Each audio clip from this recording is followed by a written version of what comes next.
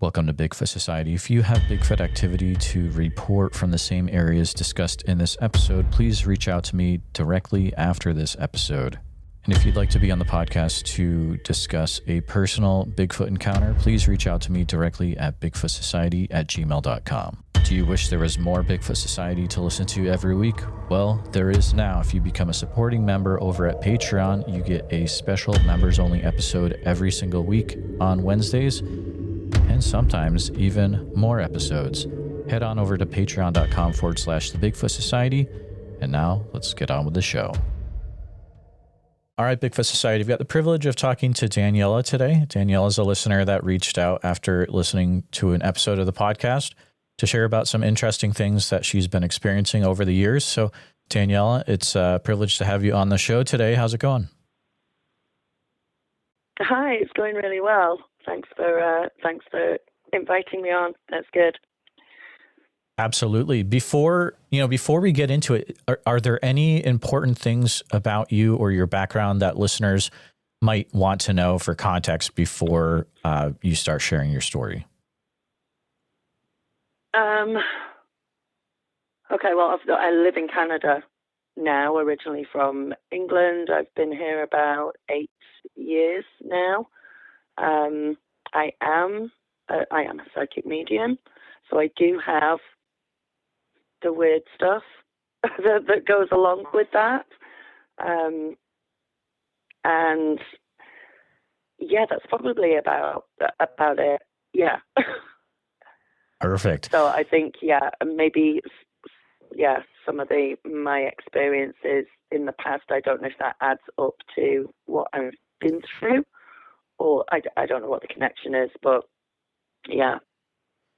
Is there a certain part in Canada that this takes place in that would be helpful for the listeners to know as well?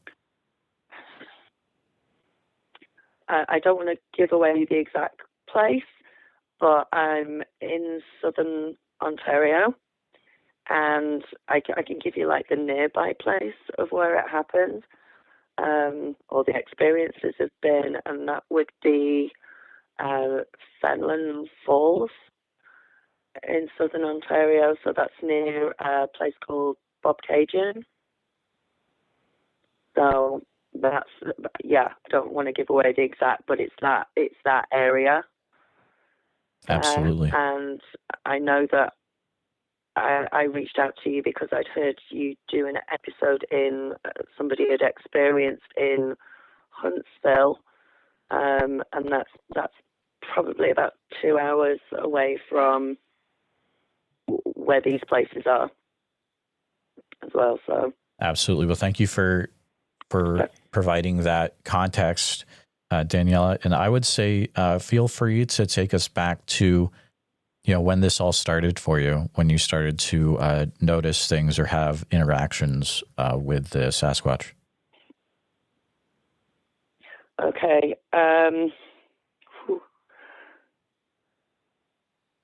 I'm not going to go into all of it. There was little bits that were happening beforehand.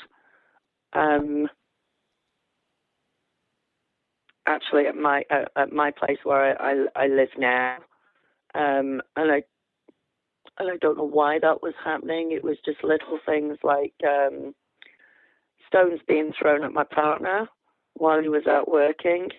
He was building a shed on the back of the bunkie that we had, and yet every time I walked out, the stones would stop being thrown. And then I'd walk back inside, and he'd like, something's throwing stones at me. Just little tiny stones. There was little things like that were happening before I started having my encounters at the place that I said. And I don't know why that was happening, actually. I don't know what the connection is there, whether I was followed or whether I was just, or whether we've got one around here as well. But there was little things like that. But the first time I saw it, so I had gone with a group of friends to, I'm going to call him Jack. So Jack has got some land and lives very, very much off-grid in the place that I mentioned earlier on. So, and we're all very spiritual, and I am a psychic medium, and we're all a bit woo.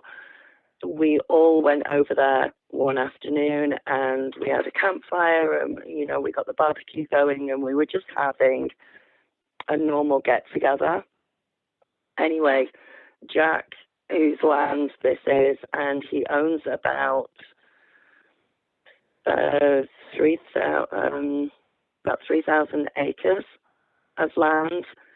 So there's open fields, there's woodland, really dense woodland, and he's also built these amazing hobbit houses on the land as well. He's one of these guys that if the end of the world ever comes, you're going to be off grid, and he'd want to help people. And there's all these little hobbit houses, which he's built from scratch, and there's about 5 of them. So anyway, we'd all gone down there. We're staying overnight. Jack says, "Do you want to go through for a walk through the woods? Well, I'll show you around." He said it basically just loops around. So we'll all go for a walk. So we all did. So we're going through the woods. We're all chatting away. Everything's fine. He had mentioned earlier on that he's got a Sasquatch, or he thinks he has, on his land. I didn't think much about it. I didn't know an awful lot about Sasquatch back then. So, okay, whatever. So we're walking through the woods. The first thing that I noticed was, when they take the tree and a really big branch from the tree, and they sort of make a bow shape with it, and they bow it right across your path. Well, there was 3 of those, and it was almost like a tunnel that you could walk through, but it's these 3 branches, and they'd been taken over, they'd been secured at the other end, either stuck under another tree or a branch, or I found that very strange at the time. I didn't understand what that was back then, but I know that I was like, well, what's this? Did you make this, Jack? He's like, no. I was like, okay, well, this isn't natural. Anyway, we walked through those, carried on walking. I turned round and I saw Sasquatch. Now, Sasquatch was not like in my face. He was about a football field away from me, but he was stood next to a tree, and he was literally just stood there watching us look away from him, and he was about a football field away. And I turned to Jack and I said, there's a Sasquatch back there. And he turned round and he said, I can't see it. I said, okay. I said, there is one stood next to the tree. And we carried on walking, and that was that. And that was sort of the first experience that I'd had. It wasn't particularly exciting or anything else, but that was my first awareness of Sasquatch. So I don't know if you want to ask anything about that, or whether you just want me to carry on. Yeah, absolutely.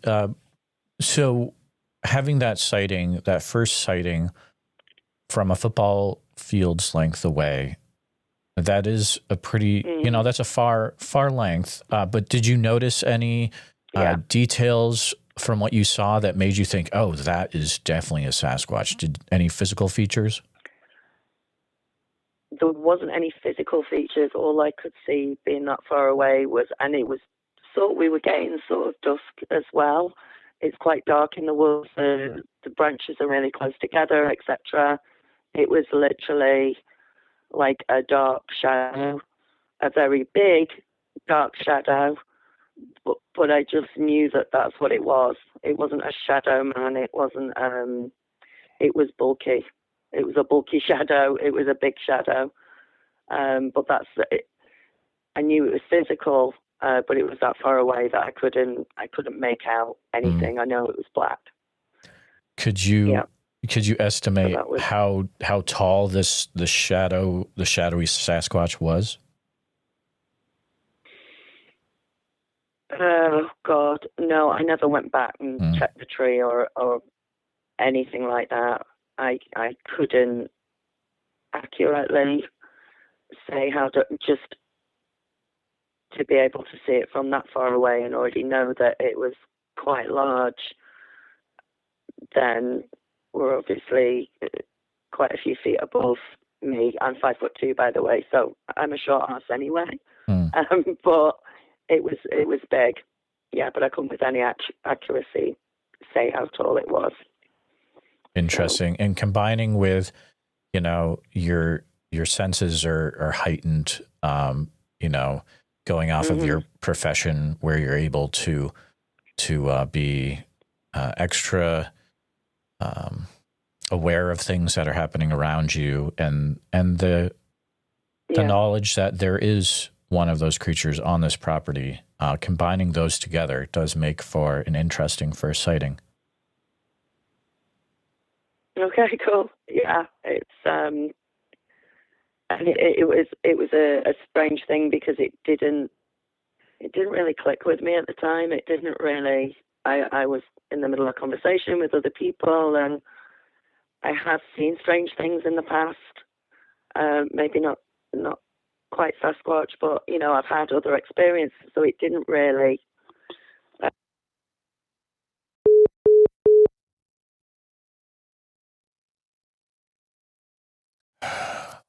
Okay.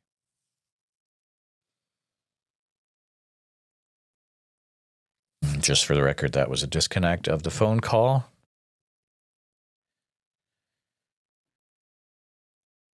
Whoever's doing it, this is getting old, guys.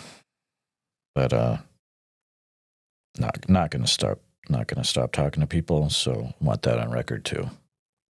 All right, let's call her back.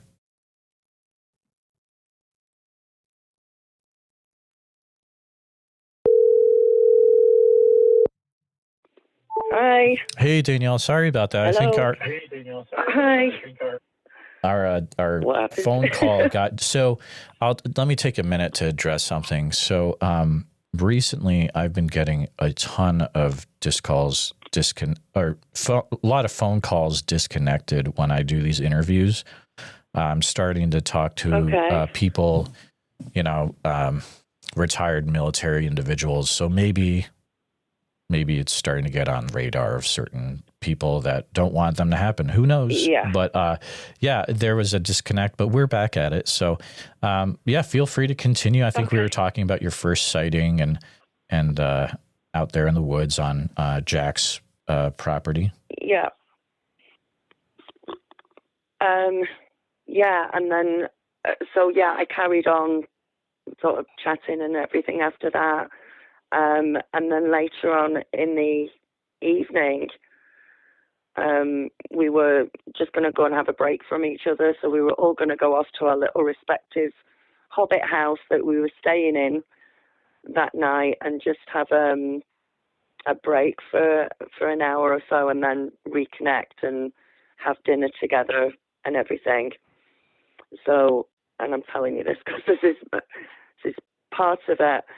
So I'd gone back to the hobbit house that I was staying in, which was the furthest one away. There's like 5 of them situated around the land.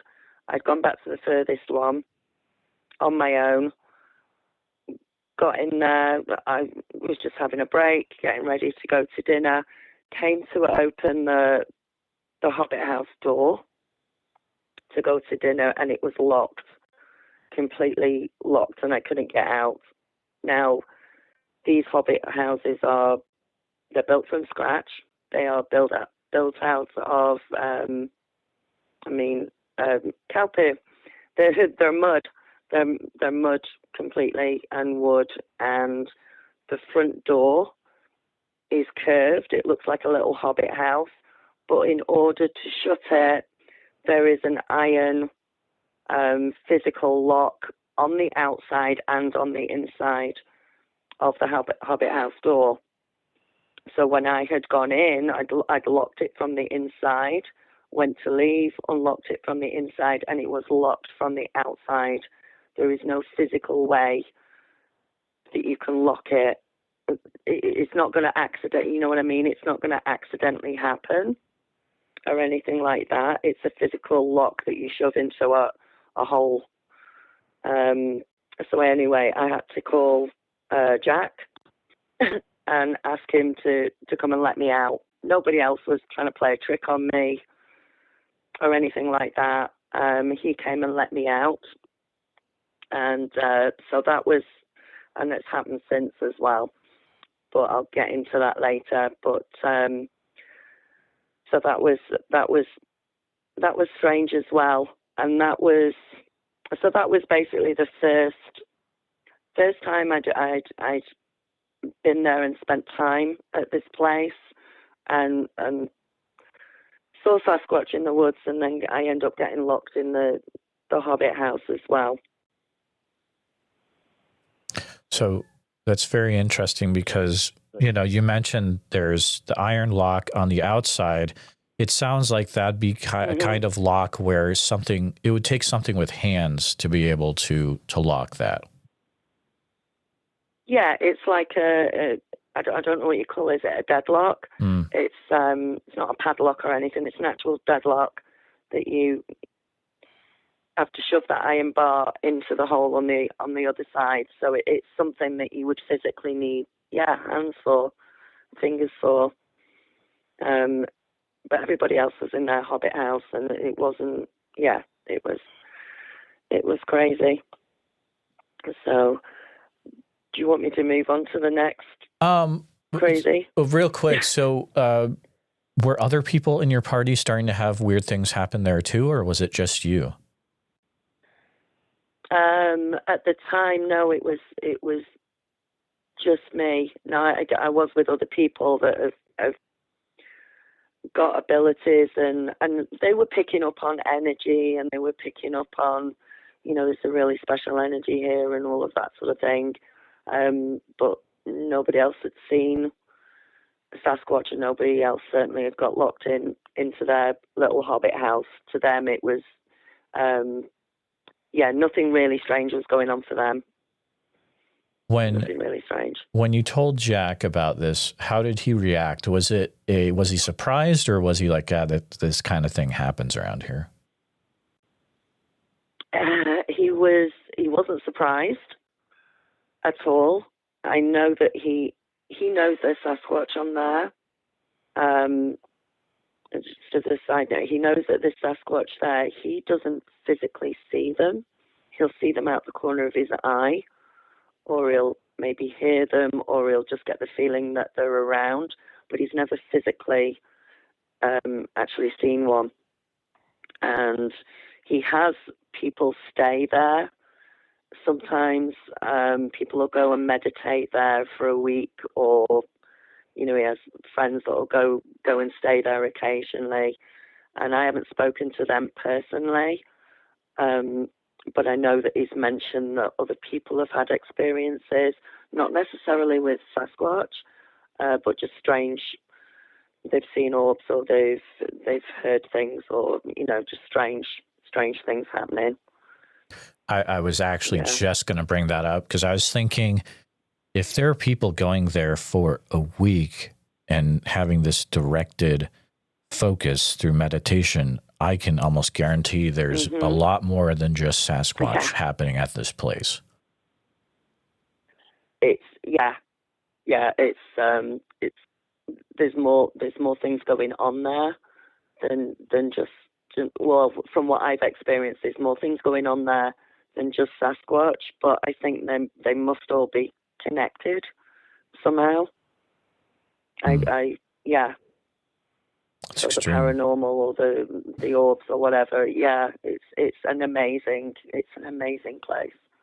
That's extremely interesting. It feels like that could be a whole story in itself, that Jack's land, but feel free to continue, as your story goes. Okay.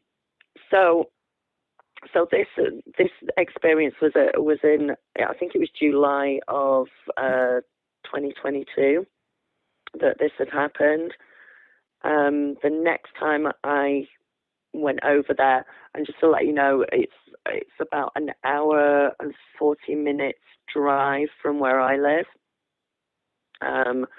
Don't go up there. And to give you a bit more background, my partner has cancer at the moment, so we've been dealing with this for about the last 2 years now. So I don't get up to Jacksland very often, and when I do go up there, I'm going for a break.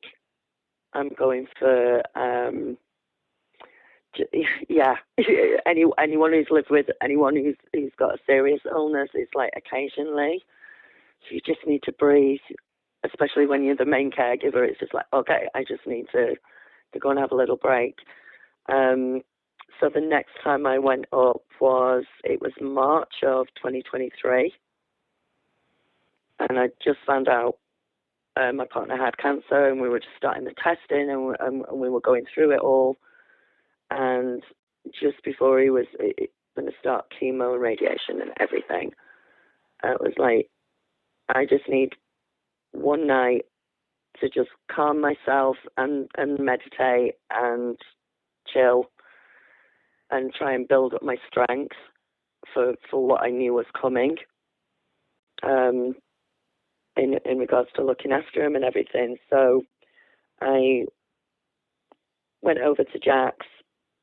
Now it was March 2023, so there's still a bit of snow on the ground. The weather's crappy. It's cold. It's not very nice. Jack said to me to go stay in the first Hobbit house, which was the one closest to where he was living, because it was the easiest one to get to. So I didn't go and stay in the one that I'd stayed in before. I went and stayed in it. I think it was the original, maybe the first Hobbit house that he'd ever built. So I went and stayed in that night. So I stayed in there, and they've all got little wood stoves. So I put the wood stove on, and relaxed and meditated and pulled angel cards and just a little bit of time on my own. Anyway, I think I went to bed around 9 o'clock, something like that. And if anyone, I can't get over how magical and awesome these Hobbit houses are. So every Hobbit house has got its own sort of queen size bed, but he's built like little wooden ladders that you have to go up to get onto it, so that it's not getting damp, it's not lying on the floor or anything. So I've gone up these little ladders, I've jumped into bed, gone off to sleep, and it was about, oh gosh, I'm not telling you the before bit, sorry, let me go back a bit. So within the Hobbit house, there is a window that you can look out, and you're looking out onto a big field towards the actual wood line of where the woods start. So during the day while I'd been there, I'd looked out of this window, and I'd looked across to the woods, and I could see what looked like a pair of car headlights. And I stared at them for a bit, and I'm like, is that car headlights? They were white. They were 3 or 4, maybe 3 foot off the ground. So maybe the lights on a truck or something. And I'm staring at them, and I can't fathom what they are or why they would be there. They weren't moving. They were just about the size of headlights from what I could see, and about as close to each other as car or truck headlights would be. So I sort of dismissed them, because I was like, I can't figure out what they are. There isn't any roads within his land. There's no reason why there would be. You wouldn't be able to put a car there. So anyway, I gave up trying to work out whatever they were. So that was during daytime. So anyway, went off to bed. Later on, about 9 o'clock, about 11 o'clock, I woke up suddenly. I sat bolt upright in bed, and all I could hear was in my head was, go to the window now. Okay. Didn't question it. Jumped out of bed, went to the window. Immediately I went to the window, I looked out, it's pitch black outside. There's no street lights, there's no outer lights. I can see those, what I thought were two-car headlights on the edge of the woods. As soon as I looked at them, within a second or two of me looking out of the window, both of them at the same time shot up into the air, way above, a few feet above the tree line, above the trees, really, really fast. And then they both came down really fast at like a 40-degree angle. So as I'm looking at them, they're coming down at a 40-degree angle to the left of where I'm looking. So they shoot up, come down at this 40-degree angle really fast, and it, like the whole woods just lit up for a minute, like it glowed up, and then that was it. And then everything just went completely dark again. Yeah, I don't know what to say about that, apart from what the hell. What was your emotional reaction to seeing that?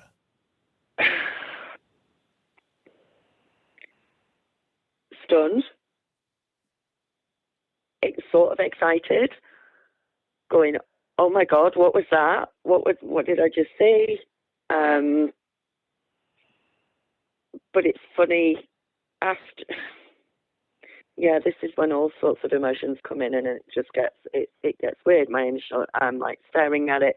The whole sequence of events of those orbs going up in and then coming down must have only lasted 3 or 4 seconds. It didn't last a long time.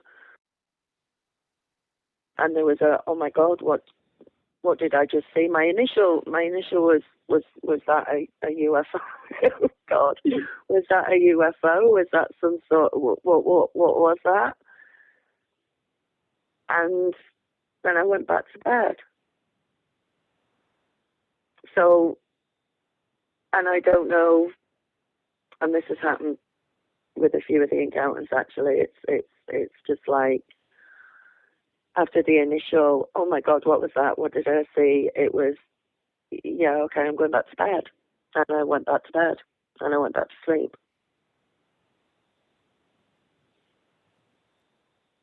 How was your sleep that night? Fine. Fine. Just you slept really well. Yeah. Okay. That's good. Yeah. Yes. I mean, especially since you had gone up there to try to, refocus, get more power because of what you're experiencing at home. So that is very, very interesting. Mm. Yeah, I slept pretty well. Afterwards, it's my reaction and my other reactions to it has been quite strange. I mean, obviously, since all of this has happened, I listen to podcasts like yours, and I listen to Sasquatch theory and all the usual ones, and my experiences seem a little bit different from a lot of other people's, and I don't necessarily, I'm not the hunter in the woods that just happens to come across one and all hell breaks loose. And yeah, it's been quite strange. So yeah, is there anything else you want to ask about light orbs? But was that so the next day when you talked to Jack, did that come up in conversation about what happened? Yes, I mentioned it to him. I told him that I'd seen these light orbs. He didn't have any explanation for it. He doesn't seem to see And I have a theory about this as well as to why he doesn't see things, but he doesn't seem to see really strange things, or he's been there that long that it just isn't strange to him anymore. Or he hears the story of other people staying there who are having strange experiences, and it just doesn't seem to faze him in any way. My theory about Jack is there's obviously Sasquatch there. He looks after that land. He lives off-grid, grows all his own vegetables, looks after it, builds his little hobbit houses. I think that maybe somewhere in his mind he has chosen not to see them or be bothered by them, or they are deliberately not making themselves known to him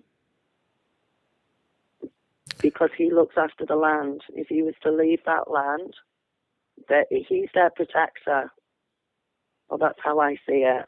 He's the protector of that land. Does that make sense? Yeah, maybe they see him as one of them. And I don't know. It's yeah, you can really get some interesting theories from that. I don't know. That is so interesting to think about. That's interesting, actually. I've never thought of them maybe seeing him as one of them, so they don't really bother him. Or then it's like you think of why do they show themselves to people anyways? Is it a thing where they're trying to prove their existence, or what's the idea behind that? And maybe Jack is so far into things that they're like, this guy we don't have to really mess with. He already gets it, I don't know. Yeah, maybe. Who knows? Yeah, he gets it. That's it. He doesn't have to. They don't have to do stuff to him. I don't know why they show themselves the way that they do, but I know that it's deliberate. It's not like you see them. Maybe some people see them by accident, but I firmly believe that you don't see them by accident. That they show themselves to you. Absolutely. Feel free to continue with what you experience next after this. Okay. All right. So the next one was September the 23rd, 2023. I know that because I had somebody with me. So my friend Lisa from the UK came over to give me some support, say hi. She'd never been here, etc. So she comes over for a month. So as part of her being over here, I was like, you've got to come and see the Hobbit houses. You've got to go over there. I've got to show you these. I told her, I think I saw a Sasquatch, and I got locked in, and I really excited. Took her over. She met Jack, and we had a wander around. I showed her the Hobbit houses. And then Jack said, let's go. Right. So in the middle of the field, and also outside my Hobbit house, and I think at one point Jack must have put them there years and years ago when he was younger, there's these massive boulders, rock boulders, that are just like strategically placed around this land. I think there's about 4 of them. But there's one right in the middle of the field. So it's, how big is it? It's huge. It looks like an enormous boulder, but it's got a flat top. So it's like a rock table. And we walked over to that because Lisa's like me. She's very intuitive, etc. And Jack was with us, and I said, hey, let's go over and place our hands on this stone. Let's see if we feel anything, if we pick up anything. So we do. We're completely weird, I know, to normal people. But this is what we did. So we go and stand. So there's three of us stood around this stone. We've all got our hands. So there's me, there's Lisa, there's Jack. We've all got our hands on this stone. We've closed our eyes. We've been stood like that for a minute, whatever. I open my eyes, and at the tree line, so we're in the field, and we've got this tree line of woods that is going around us. I'm now half a football field away from the tree line, maybe a little bit less. There is a Sasquatch as I open my eyes. He stood between, or just in front of, two trees in the wood line. And as I look at him, he takes, right, his arms are up in front of him, you know, like a boxer when they're in defense position or they're getting ready to hit the opponent. So their arms are bent at the elbow and they've got both their like fists in front of the face or just under the chin in that stance. He's slightly side onto us, so his right shoulder is towards us. He's got his arms in that position, and he takes a step forward, one step forward, and ducks down, like goes into a duck position. But it was the most ridiculous ducking down I'd ever seen. He hardly moved. So he takes a step forward, he ducks down, he's got his arms up in front of him, and it was only his leg that went down. It wasn't like he tried to tuck his shoulders down, his head down, his body. He just went, he literally, as he put his leg forward, stepped forward, he bent his knee a little bit, so he went down a little bit, which was ridiculous to me. As I looked at it, I was like, that's really not hiding, because that's not hiding. And Lisa had opened her eyes, and I didn't tell her what I was looking at, and I just said to her, I said, just look, because she was stood right onto me. I said, look over there in the tree line, slightly to your right, what do you see? And she said, I see a Sasquatch, and he's just taken a step forward, and he's just tried to duck. Exactly what I'd just seen. Exactly. So I said, okay, that's great. And with it, and then the Sasquatch had disappeared. By the time I'd looked again, he'd just gone. He was only there for a few seconds. I asked her what she'd seen. She told me what she'd seen. And when I looked back, he's gone. And at that point, again, weird reactions or weird, strange, I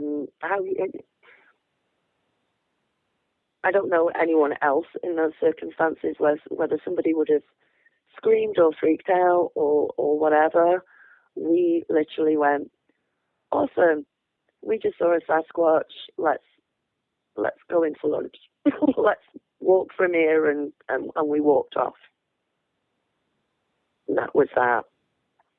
I will say that because he was closer, I could see a little bit more. So, okay. His shoulders were friggin' enormous. And there was also like a silver, I don't know if it was the sun shining on him. He was black. I don't know if it was his natural coloring or the sun shining on him, but his shoulders, the top of his back, top of his head seemed to be either silver or white. He definitely felt male. I didn't see anything. He was huge. He looked like he almost looked like a silverback gorilla. I couldn't see all the details on his face, but he looked like a silverback gorilla, but not quite. Like, his legs were longer than that. His arms were longer than that. His head was slightly coned, but not a lot as well. How far down Stop. would you? Yeah, that's absolutely incredible. How far down would you say let's say if the arms were just kind of relaxed down by the side, how far down were the tips of the fingers going? I would around his knee, around his knee, lower than his knee. I would say. Sure. Definitely longer than our arms. Yeah. Imagine looking at it again and just focus on like the head portion of the Sasquatch. Is there a common household item that you can think of that would be a similar shape or size of what you saw?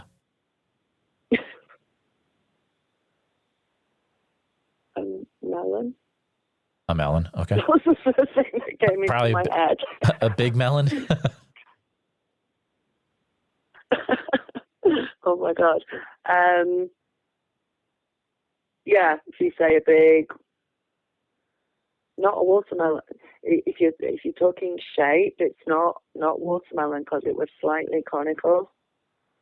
So maybe as big as a big watermelon, but slightly coned on the top.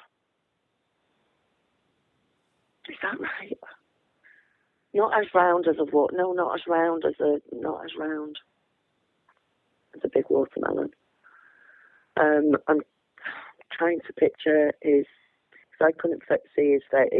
It was sort of that gorilla type, and he shot for 3 or 4 foot across. So he was a big boy. Absolutely. So Jack was there with you both at the same time, correct? Yes. And didn't say a thing. I'm guessing because you've already stated Jack doesn't see stuff, so he probably didn't see a thing. Yeah, he didn't see a thing. Do you think he was very interested in listening to us, Yep. but he didn't see anything. Okay. Has Jack ever shared why that boulder is in that area or where the boulder's from or any of the history of that?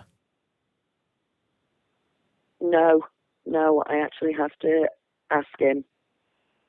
I've got a feeling it's been put there. It's not a natural formation. It's like it's been put there, and Jack is English as well. Just saying, he's been here, God knows that. I mean, he's in his early 70s now, and he's been here probably 40, 50 years.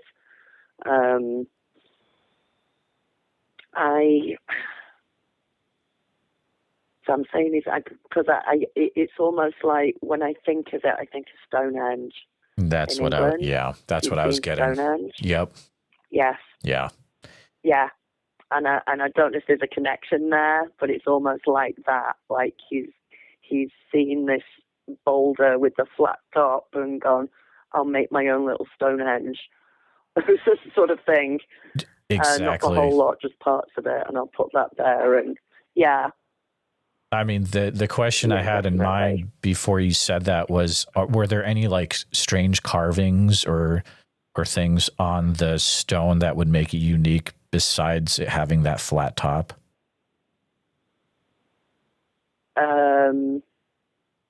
No. Okay. And it feels like there is. It's got a flat. It feels like there's a deeper story with what's going on in this land. It feels like if you ask Jack, you're going to get some really interesting story someday. But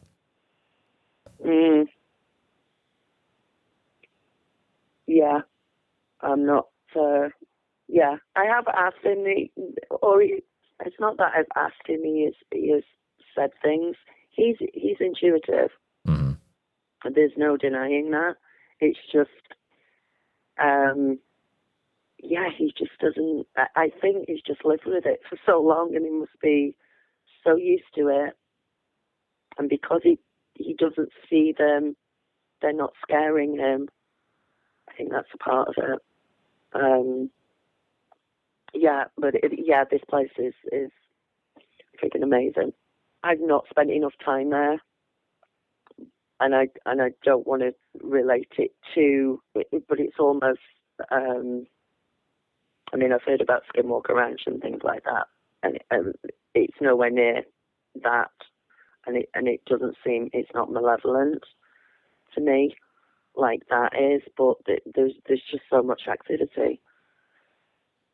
There are areas in the U.S. like Skinwalker Ranch that have, just weird things and maybe window areas. And it feels like this area could be the equivalent up here in Ontario, Canada. It just is very, very interesting to hear about. But, I'll let you continue on with what happens next in your story. Okay. So next part of it is I got locked in again. The next time I went down, Lisa had gone home and popped up. And I also want to say that when I do go there, it's almost like a calling. It's I suddenly just, at the beginning it was like I need to go and have a break. I need to go down, and I don't go up very often. I haven't been, obviously, with circumstances, but when I do go, it's almost like I need to go. It's almost like a calling. It's like you just need to go, even if you're just there for half a day, or if you're staying over, or you're there for a couple of hours. It's just like you need to go. So I just wanted to add, and I don't know what that is. It's just I wanted to add that in. So I went up again. I think I was only up there for the afternoon, just hanging out. And again, also as well with this place, it looks like it's an old orchard, parts of it. So there's tons of apple trees throughout. And I know that that's probably a good food source for them. But there's apple trees, very old apple trees. They could do with some new ones actually, because they're not growing in the way that they used to, but they still produce a lot of apples. And the other thing I also wanted to say, while I'm thinking about it, I'll just forget. The land that he's on there is a farm next door, and the farm next door, Jack allows his cows to wander through his land. So if you stay in one of the Hobbit houses, you'll literally wake up in the morning to cows licking the windows, mooing and saying hi to you in the morning, because he allows the next door's cows, a herd of cows, to sort of wander through. It keeps the grass short in the fields, and they wander through. So I just wanted to say that before I forget at some point. So I'd gone up. I have 2 dogs. I'd taken the dogs up with me. This time, I parked. There's a bit of a track that goes to the last Hobbit house. Very bumpy, really not good for your suspension. But I'd taken the car so I could park nearly outside the Hobbit house. Got the dogs out, put them in the Hobbit house. Went out to the car, got something out of the car, went back into the Hobbit house, went to get something else out because I'd forgotten something. I'm locked in again. So it was call Jack, text him, he was just about to go out for dinner actually with a friend. So 10 minutes later, I would have been locked in there for the rest of the day. Gave him a shout. He came and let me out, and I was like, I can't do this. I said, why are they locking me in? This is just ridiculous. I was quite naffed off about it, and I said to him, why are they locking me in? This is ridiculous. They don't do this to you. Nobody else has ever been locked in. Why me? Why are they doing this? So I'm going to get really weird now. Jack turned round and said that where the Hobbit house is that I stay in is on a portal, or it's part of a portal. There's something there. And he said it's not. So this is when he comes out with his little nuggets of information that he doesn't normally come out with. He said it's not Sasquatch, it's the juveniles, it's the kids that are doing it. He said Sasquatch don't think it's funny, the parents don't think it's funny, but the kids think it's really funny. So it's the kids, he said, that are locking the door, even when I've got dogs there, even when whatever's going on. So we actually got a long, big, thick masonry, is it a masonry nail? The big ones. And we shoved that through the lock on the outside to just try and stop them from locking me in if I'm in there. So that was the next time that I went down that happened.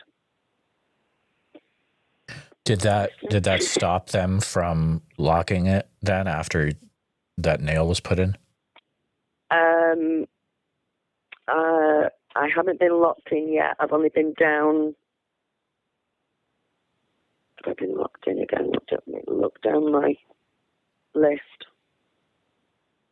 Yeah, actually, I haven't been locked in again since that was put in.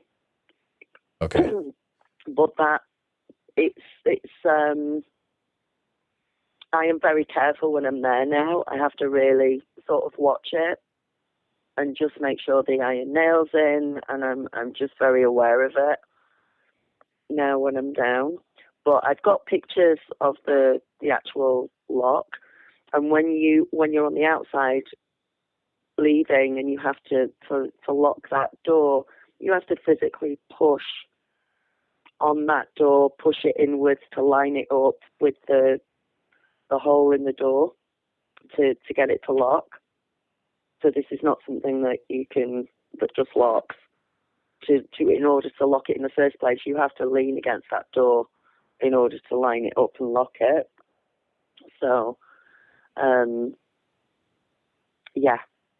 Also, Jack was saying that Hobbit house that you stay in is built on a portal. Is that correct? Yeah. Yeah. Oh. Yeah, that was one of the times when he actually did come through and say something. I didn't ask him how he knows that. He just seems to know that. He was very adamant that it was the kids that were locking me in and not the parents. They thought it was funny. And yeah, you're right. He probably knows way more than he's letting on. Way more. But and I didn't go into it with him. I was Right. like, okay, because again, I'm intuitive myself, and I've had experiences before, so I know about portals and I know about things like that. So I was like, okay, great. Kids are doing it.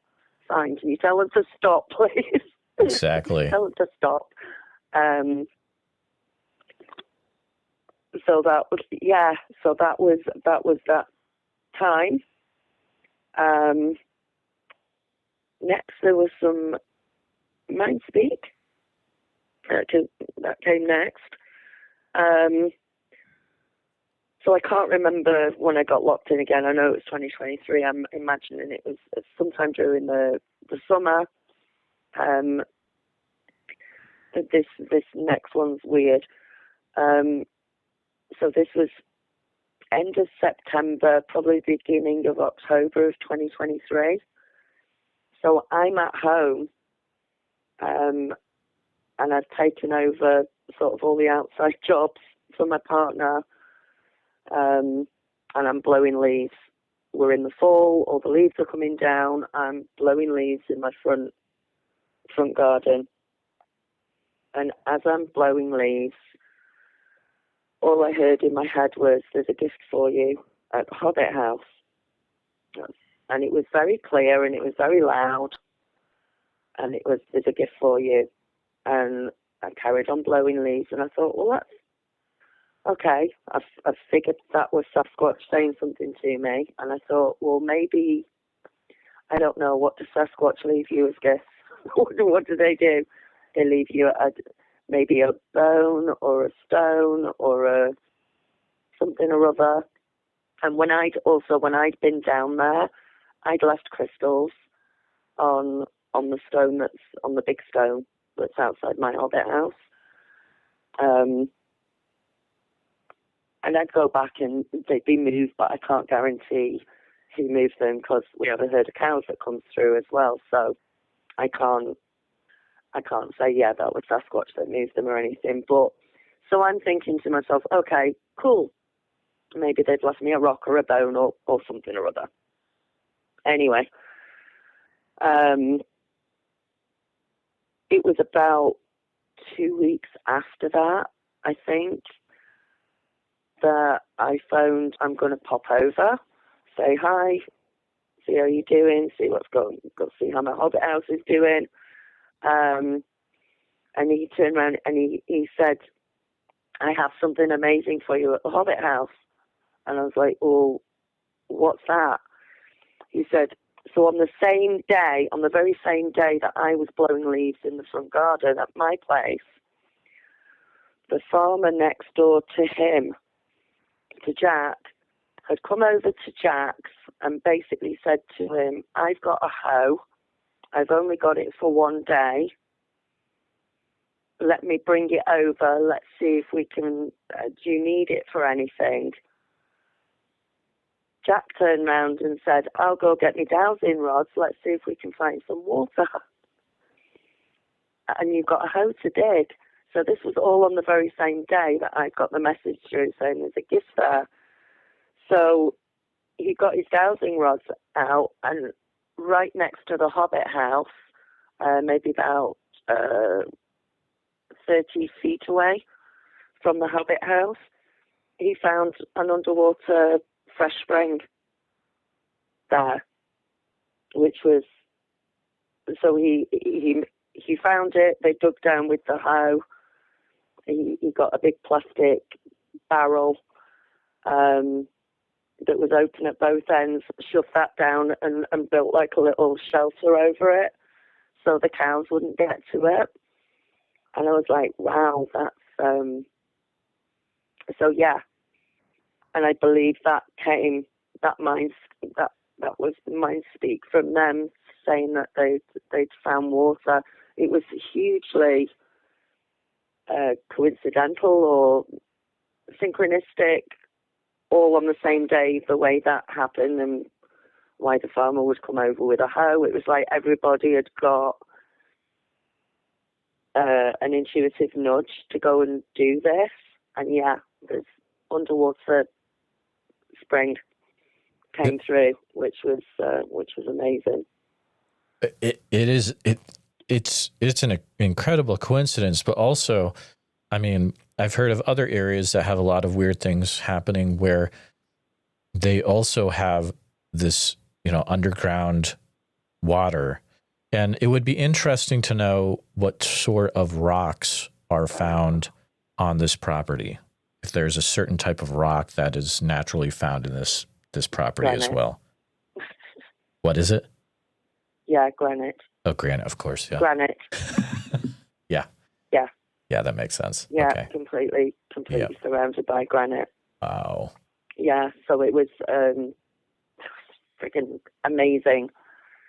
So yeah, so if I'm down there, because literally it's completely off grid, you can go down there with a bucket, you can get fresh, can't drink it, but you can get fresh water and use it, and it's just awesome. And I think that was from them. And I can't see where else it would be from there. The next thing that came through was I got my own little download while I was there, going back to what Jack had said earlier on about a portal, and it was the kids that were doing it. And my little intuitive download was, when I'm down there, I'm looking after them. I'm looking after the kids. I'm keeping them occupied so they can lock the door. It's keeping them occupied. It was just a weird thought that came through. So I was like, great, I'm babysitting the Sasquatches. That's cool. The next one was in. So we've moved on. So that was the water spring was September, October of 23. Then we move into 2024. So this year, my daughter came over from England at the beginning of this year. So that was probably, when did she come over? February. So that was pretty cold. But I took her over there, and I told her all about it on the phone, and she was all excited. And we went over with another friend of mine, and I'm just showing them the hobbit houses and the fields and the woods and everything else. And there was at one point I started hearing, and I've not heard anything before. I started hearing it wasn't wood knocks. It was almost like the palm of your hand, if you can imagine a really big hand. It was almost like the palm of your hand slapping on a tree. It was that sort of sound. It was quite far off from somewhere in the woods. My daughter, being 19 and being crazy, decided she was going to stop walking towards. I'm like, where are you going? What are you doing? She's like, well, I'll go find out where the sound's coming from. I was like, no, come back. You can't go over there. They're making noise. Don't go over there. So she didn't, but she heard it. I heard it. Lindsay, who was with us as well, a friend of mine, heard it.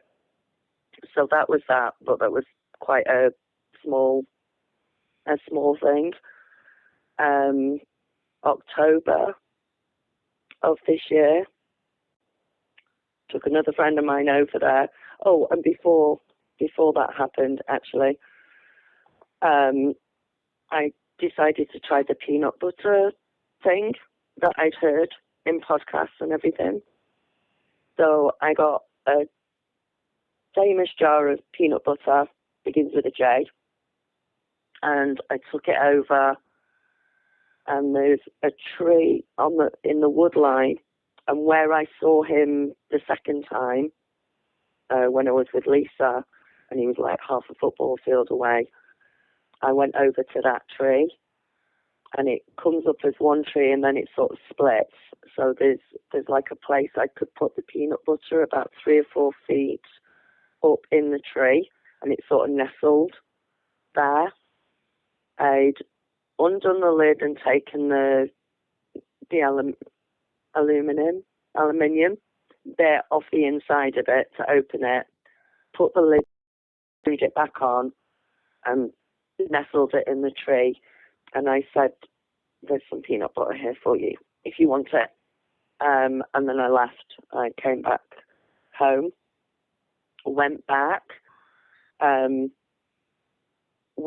to see if the peanut butter had been taken. the peanut butter jar lid was lying at the bottom of the tree. The peanut butter jar was a little bit further on, maybe about 3 feet away from the tree. But there was no scratches, no chew marks, no nothing. It was clean as a whistle. There was not one bit of peanut butter in it. The label had been ripped off. And it wasn't raccoons, it wasn't mice, it wasn't anything. They can't unscrew a lid on a peanut butter. I would imagine a mouse or a raccoon or something, they'd chew through it. In fact, yeah, they would completely chew through it. So I'm pretty sure that was a Sasquatch that did that. And I actually took it back to the Hobbit house, and I didn't have any more peanut. I happened to have a bag of popcorn in the car, so I thought, well, I'll fill it up with popcorn and I'll put it back, which I did. And the next time I came back and I'd got it, and I've now got it at home with me, it was completely chewed. The bottom had been chewed out of it. There were scratch marks, bite marks, and it hadn't been unscrewed, and none of the popcorn had disappeared. So animals had actually tried to get it as opposed to anything else. So that was pretty interesting.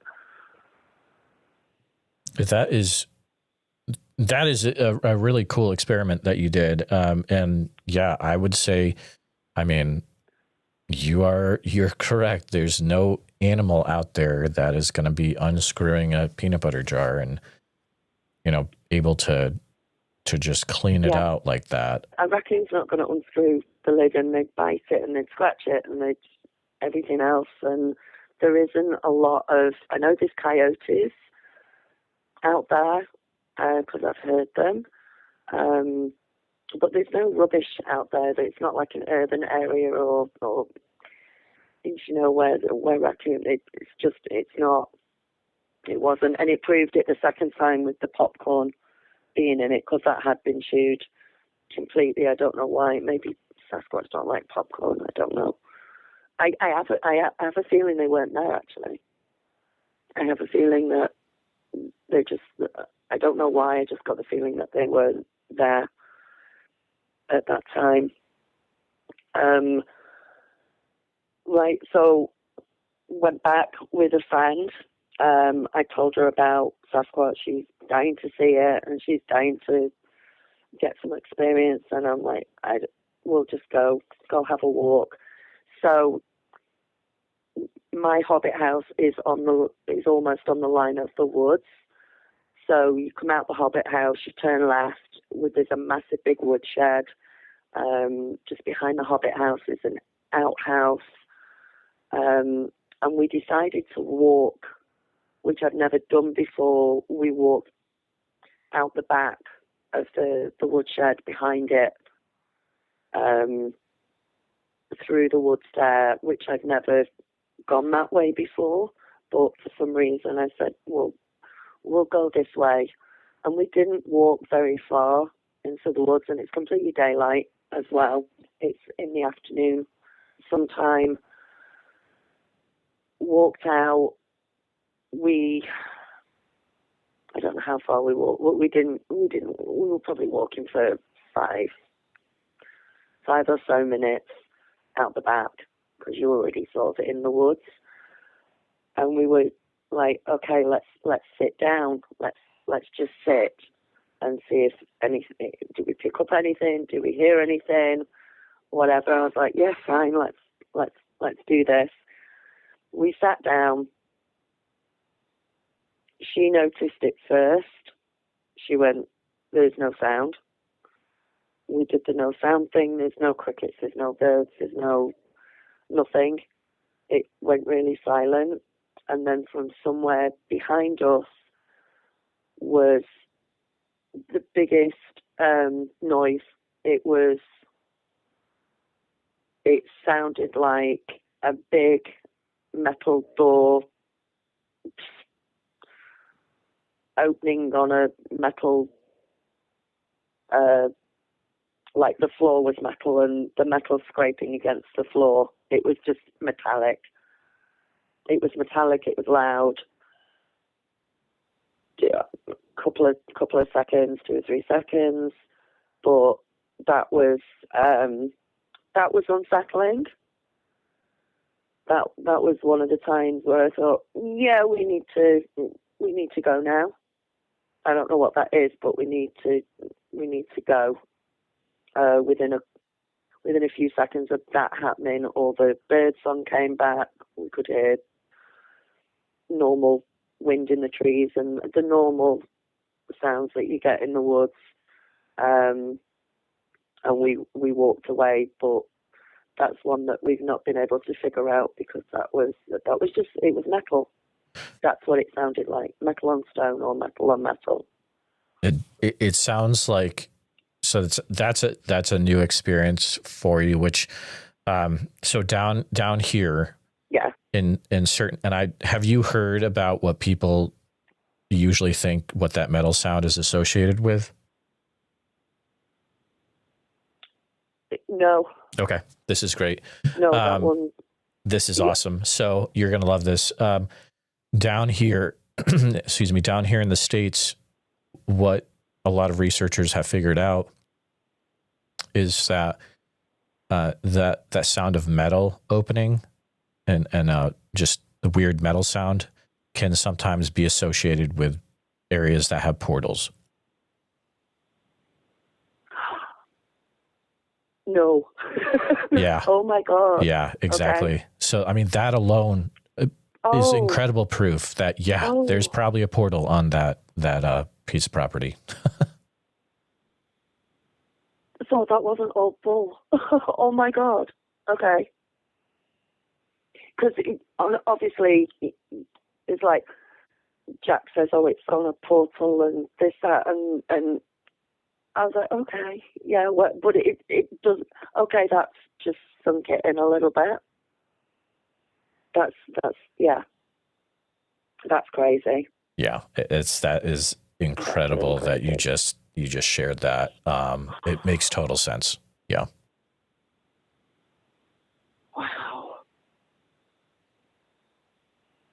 I can't even, as intuitive as I am, I cannot even imagine what does the portal look like? What does it? Oh, okay. But that's this. Why metal? It's the most unlikely noise you could hear in the middle of the woods. Right, and that's the question, right? Like, why metal? And I don't know. Yeah. But, yeah. Wow. Okay. That's just giving me shivers. Okay. So I'm nearly sort of there. I'm on the last bit. That shook me up a bit. Okay. So seeing Sasquatch again for the third time. This was October, just gone, October 2024. This one I'm confused about. I'll explain why. Anyway, so I've gone back to the Hobbit house, and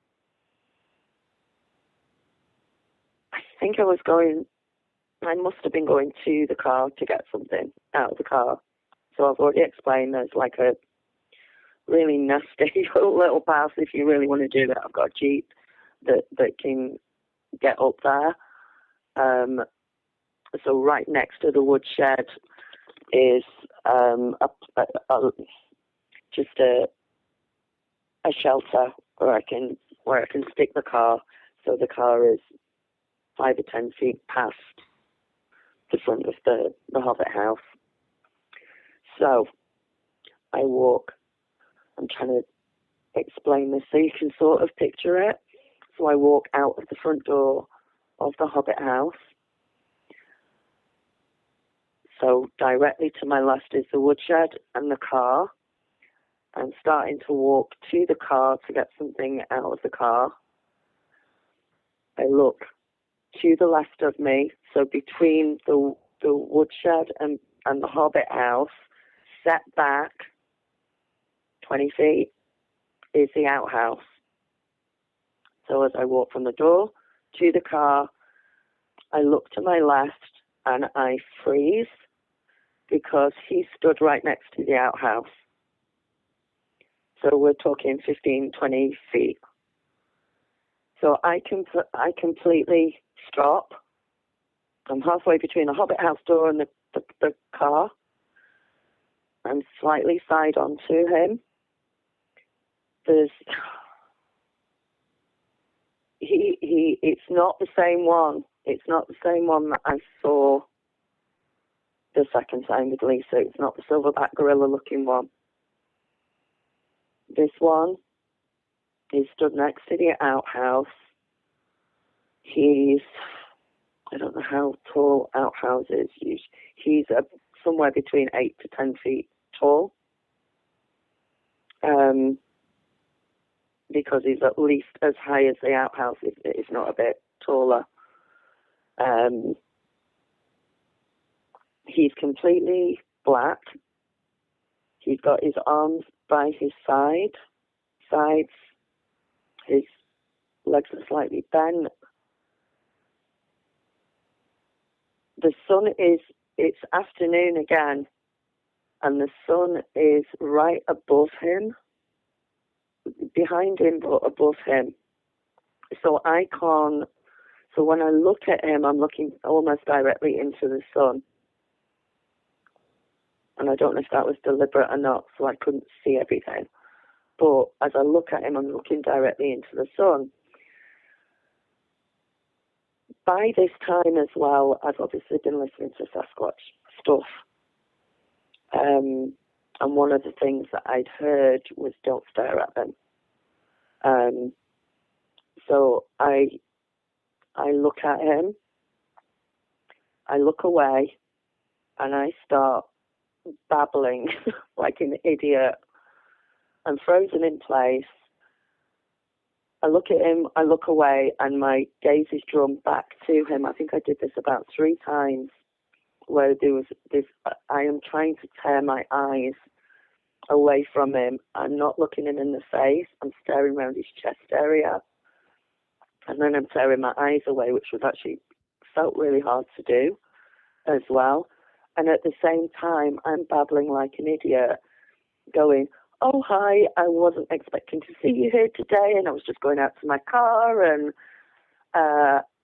it's a really nice day, and I'm really glad to see you, and I'm just staying here for a little bit, and I'll be going soon, and oh my God, if anyone had actually seen me, it was ridiculous. And I'm babbling on, and then I said, oh, I'm not supposed to stare at you. I know and I don't mean you any disrespect. I know I'm not supposed to stare at you. And at that point, and I was scared at that point a little bit. There was a little bit of, I felt this like a primal fear in the pit of my stomach. And at that point, I looked down at the ground, and I started backing away back towards the Hobbit house door, sort of one step at a time, going backwards as I'm babbling and talking like a complete friggin' idiot, until I got to the Hobbit house door, and I locked myself in the Hobbit house, at which point I think I must have paced up and down in there for a good half hour. That was a Sasquatch. The thing that confuses me, well, the whole thing confuses me. I couldn't, because the way the sun was shining, it was like almost like directly above his head. When I think back on it, he looked athletic. He seemed to have a waist. I know it wasn't female. I don't mean a female waist. He just seemed to go in. I'm not sure if I saw ears or not on top of his head. I'm not sure if I'm not even sure if it was Sasquatch that I saw. I remember staring at his chest. On his chest, he had really, really short black. I mean, he was jet black. I mean, he was blacker than black. I remember seeing a black nipple on his chest. That's the area that I didn't dare look up. But when I think back on it, I don't know what I was seeing actually. I'm going to stop there so you can ask questions. I don't. That is very wild, and I think it's even more off or unsettling to think of. Well, if it wasn't that, then what was it? You know. Yeah. I don't know what else it could be. You know. I know that there's like different types of Sasquatch. Mm-hmm. But there again, why would I have a different type of Sasquatch than the one that I saw before? I'm thinking it was either Sasquatch or a dogman. Mm. I don't want to think it was a dogman. I want to think that it was a Sasquatch. But whenever I think about it and try and recall it, I mean, it could have been a Sasquatch that was a juvenile, because they would be more athletic looking.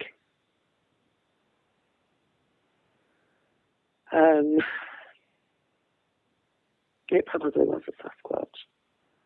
You know, the thing I don't know if my head is playing tricks with me afterwards. You know what I mean? That's the thing, right? It's like I haven't had a visual yet, but I know that even from hearing weird stuff, your mind starts to just kick in and try to explain it away logically, or say, oh, you actually experienced this or this.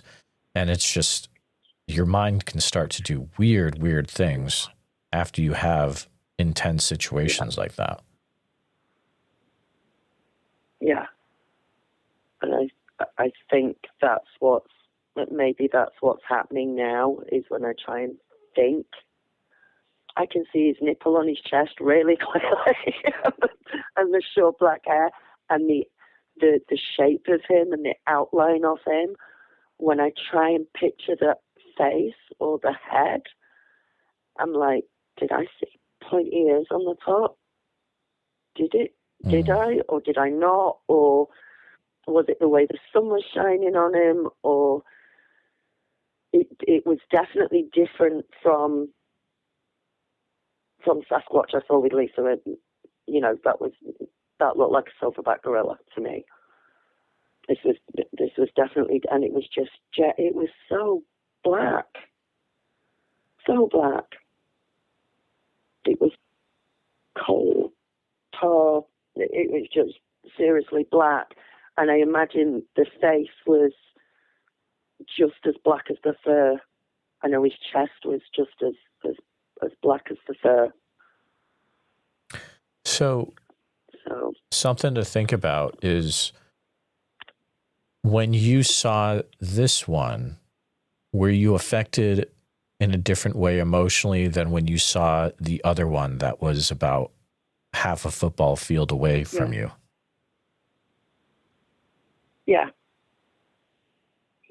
I started off, like, I sort of stopped, froze in place, started babbling like an idiot, probably thinking I was retaining my composure. I did feel that primal fear, and when I moved away and I got back into the orbit, I mean, I walked up and down going, oh my God, without swearing, good Lord, what did I see? Or words to that effect. When I think about it, it scares me. The more I think about that particular one, whether it was the fact it was only 15, 20 feet away from me, it's right outside the bloody Hobbit house, it's that when I think back on it that way, that gets my emotions going. That makes me go, holy crap. Well, and the thing you got to remember is that, you know, we know there's a portal on the property, and because of the sound, we know that it is actively opening, you know, logically. And it's like, what else could be coming out? I don't think it's out of the question to, you know, think, yeah, maybe a dog man. Who else? What else could be coming out of there? You know, the sky's the limit, but. And that's probably, maybe that's the bit I don't want to focus on or think about, or because that's my retreat. That's my little slice of peace where I go to recharge. So thinking that it might not be like that, that bit's scary. And another thing to think about is, did this creature in any way, did it seem to threaten you or show you any, you know, anything that seemed evil? Or if it didn't, then maybe that's something to go off of too. Like if it was a dog man, from what I've heard, those are usually terrible encounters across the board. Okay. Yeah, no, there was not a sound from it. There was not a snarl. There wasn't didn't see any teeth. No. There was nothing. Maybe the primal fear was from myself, which really close. Sorry for swearing. That's really close.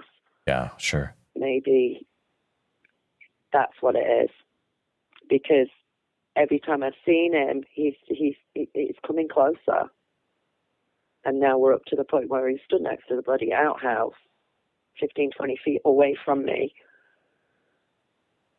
and I don't want to be. I do not want to be scared of him, because it's amazing. It's friggin' absolutely amazing. The experiences and I'd seen. I'm English. I've been here 8 years. I never heard of bloody Sasquatch before I got here. And I've had weird experiences and seen stuff, but I don't want to be scared of him. I want to, but I did feel that fear the last time, and maybe it was the proximity of how close it was. No, he certainly didn't make a sound or step forward intimidatingly or anything. He didn't do anything like that at all. You know, and it puts me in a. Go on. Sorry, another way to maybe think about it is that you're spending so much time up there that they're probably getting very used to seeing you there and accustomed to how you are. And that might be a reason why they're, you know, getting closer and closer as well over the past few years. Yeah, maybe, because I mean, I absolutely don't mean them any harm. I wouldn't want to hurt them. I obviously think that they're human in some sort of way. They're not animals. They're not. I don't quite know.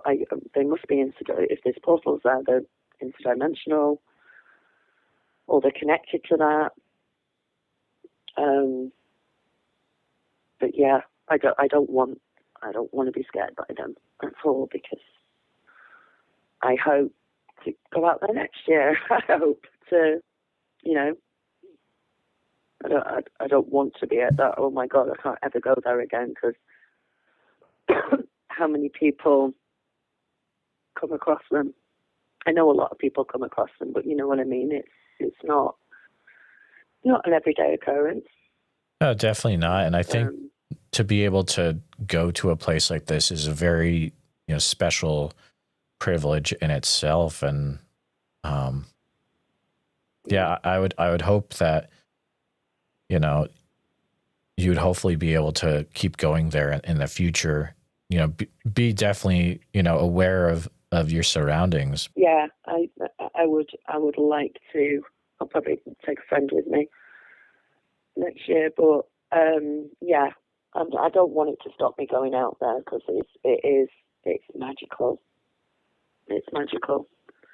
And maybe if they're showing themselves, then there must be maybe there's some sort of trust that they trust me in some way. Absolutely. Well, Is this something you brought up to Jack, how you had the sightings so close?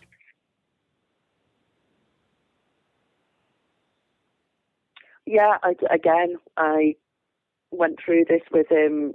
And he sort of acts not fascinated by it, but at the same time sort of blasé about it. Mm. So yeah, maybe I really need to dig down and ask him some serious questions. Yeah. I mean, But being who you are, you definitely have the way to. You're intuitive. You can read people, but there might be a conversation with Jack to try to get some answers if it ever feels right to have that conversation. You know. Yeah. Yeah. Yeah, definitely. Yeah, I think when the time is right, I'll probably just ask him a few questions. I sort of broached it, but because he doesn't see them, maybe he doesn't need to. He just chats with them all the time. I don't know. But yeah, there's definitely a conversation there, definitely. But yeah, I'm hoping once we get through winter and get rid of this snow, then I'll be there again next year. See what happens then. Danielle, it's an incredible story. I mean, I just want to say I didn't know any of this going into this. I mean, I knew a little bit, but not the whole picture like you just laid out. And this is just, I mean, one of the most incredible things I've heard a person be involved with on the show. I just want to say thank you for coming on and for sharing it with, you know, my listeners. And I, you know, definitely keep us informed if things continue to happen in the future.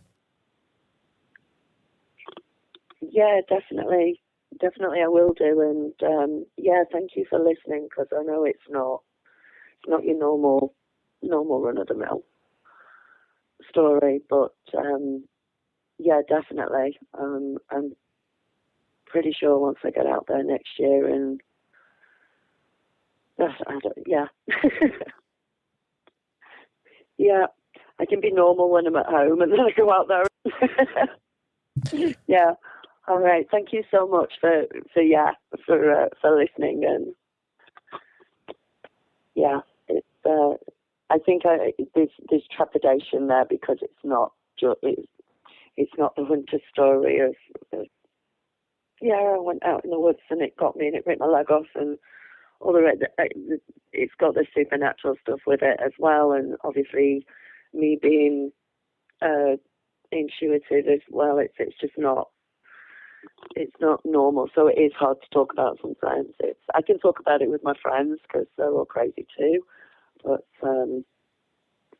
it might help somebody else. Absolutely. I think it's very important for people that have experienced things like this to be able to get to the point where they can share things out loud. And I think it can be very freeing and almost put you back in control of the situation in a way. But Danielle, thank you so much for coming on. I appreciate it. If there's anything I can ever do to help, feel free to reach out, and you know, I will help how I can for sure. So thank you. Okay.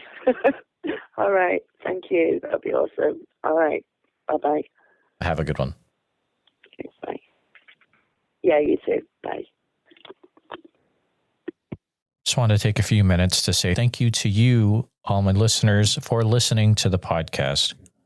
Please take a minute to help out the show by subscribing on YouTube, making sure you hit the bell so you don't miss any notifications, and share the episode on YouTube with a friend. Also, if you're listening to us on a podcast, thank you so much. Make sure that you're subscribed, share the show with a friend.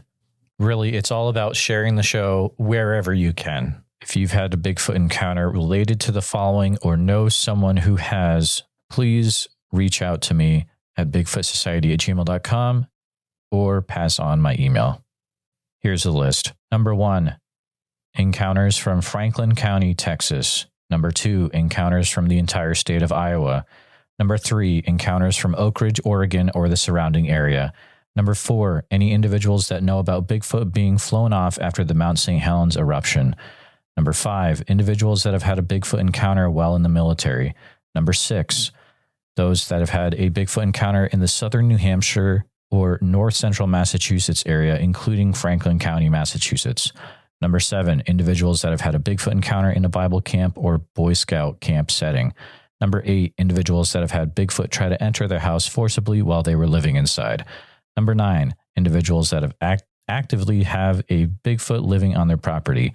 And lastly, any sightings that are in the Ouachita National Forest area of Oklahoma or Arkansas.